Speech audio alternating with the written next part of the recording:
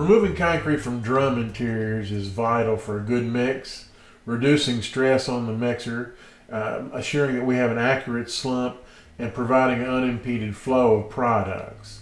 And of course, we normally refer to this as jackhammering.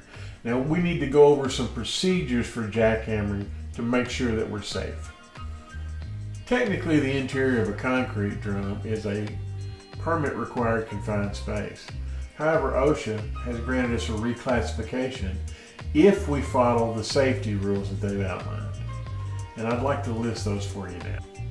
Number one, prior to jackhammering, make sure the truck is on a level surface and is chocked. Number two, the person performing the jackhammering, and only the person performing the jackhammering, should remove the key from the vehicle. The person performing the jackhammering should also make sure to lock out the electrical service. That's done by removing the positive battery cable and placing a lock on it. You can also remove the negative and lock both if you prefer.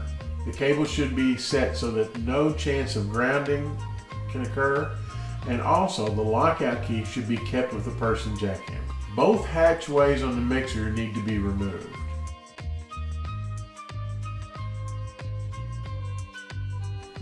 And then they should be strapped tight to the frame of the mixer, not over the fenders. And you should do this with ratchet straps.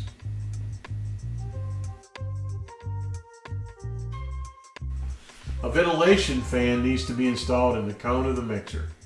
A stable ladder or a light piece of equipment needs to be provided to make access to the drum. Sufficient lighting should be established before making the entry, preferably DC, as it poses less risk. If AC lighting is used, cords must be new or near new, and the lights need to be closely inspected. Employees working in the drum should wear a hard hat, ear protection, safety glasses or face shield, a dust mask or a respirator. Gloves should also be considered. If you're going to wear a respirator, you must be fit tested. Before entry, the employee shall notify the plant manager they're entering. And employees along with the plant manager shall fill out the drum entry permit, the jackhammer procedures acknowledgement, the CF1 permit required confined space reclassification form, and the entry logout form. All forms need to be kept by the manager in a file by date in the office. They shall then notify plant managers upon exiting, and plant managers will log entry and exit times. No employee shall jackhammer over 90 minutes without a 15-minute break. The employee entering shall have a means of communicating with the other team members by cell phone, radio, or physical means. A second employee should be present when entry and exit is made.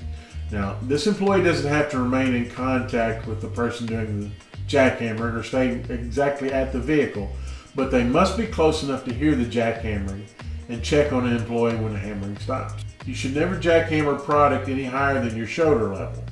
We can always turn the drum and do the other side. And do not jackhammer above your head. Always be extremely cautious because older drum fins can become sharpened. If you follow the procedures we've just outlined, the result will be a safer, smoother jackhammering experience with fewer chances for injury.